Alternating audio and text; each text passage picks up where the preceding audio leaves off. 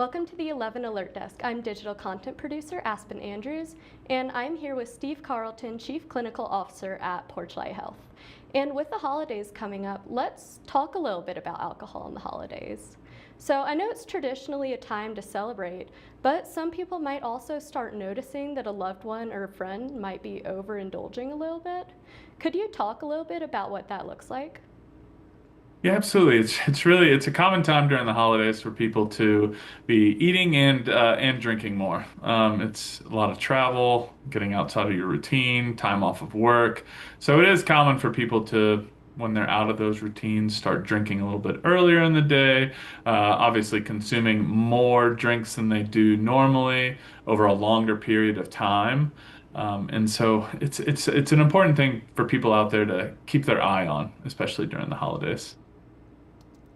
Yes, and at that note, I know that there can be different levels to this. So at what point do you think it needs to be addressed? So when we think about alcohol use disorder, there's four things that you're really looking for, right? You're looking for, are you experiencing a loss of control, right? Are you setting limits for yourself that you're not sticking to? Are you waking up in the morning saying, today I'm not going to drink and finding yourself indulging? Are you having a hard time cutting back or reducing, right? Are you experiencing consequences, right? You're spending a lot of time with family during the holidays. So have there been more conflicts? Have there been more fights around the dinner table, right? And is that fight and that conflict sort of due in part or in whole to drinking more than you normally would? Performing poorly at work and not fulfilling basic obligations as well.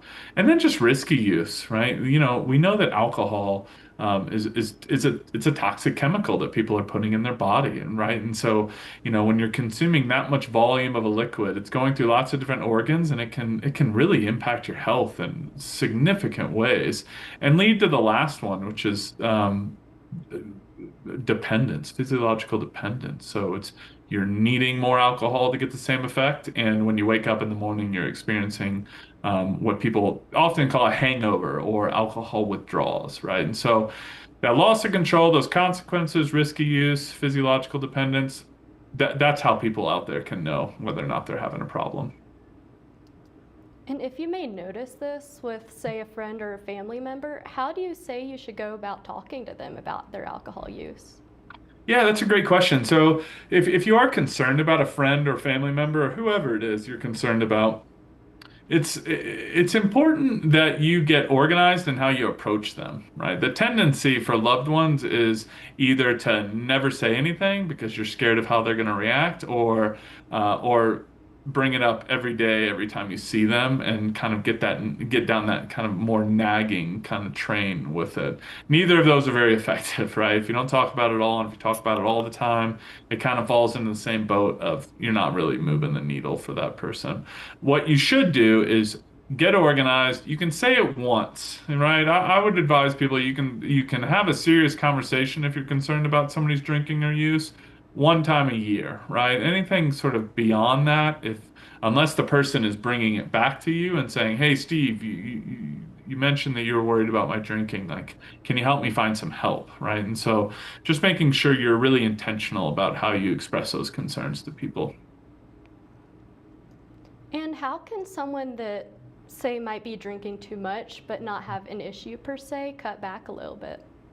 Absolutely. So just setting limits. Like people often don't think in terms of like what would be a healthy limit for myself? Like what am I comfortable with, right? What we know from Surgeon General and boatloads of research is when you surpass 12 drinks, right, as measured like by 1 ounce of hard liquor, a 12-ounce beer, 4-ounce glass of wine, if you're consuming more than 12 in a week, you that is having a significant negative impact on not only your physical health, but also your brain health, your mental health, your cognitive ability to think and uh, problem solve, decision make, your mood. It's having an impact. Anything beyond 12 in a week.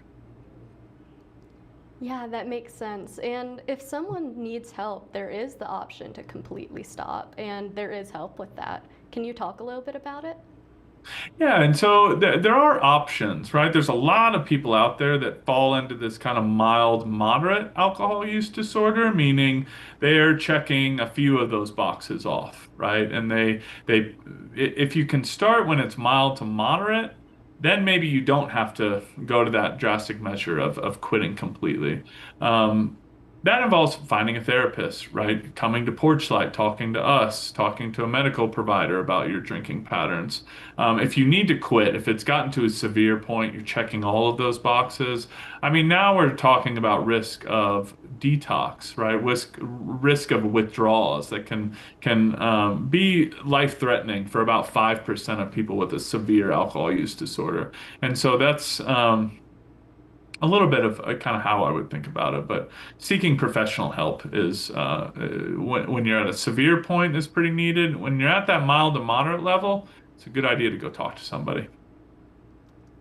And on that note, if someone wants help cutting back, I know is a program for something like that. Could you tell us a little bit about it? Yeah, at Porch Light, we have what's called the Drinking Less program. So you can come in and talk to a therapist and talk to a medical provider about your drinking. We do something called motivational enhancement therapy, which is designed to help people just think about their relationship with alcohol. There's no strings attached. We're really approaching it objectively of how severe is your problem and what can you do to reduce your drinking.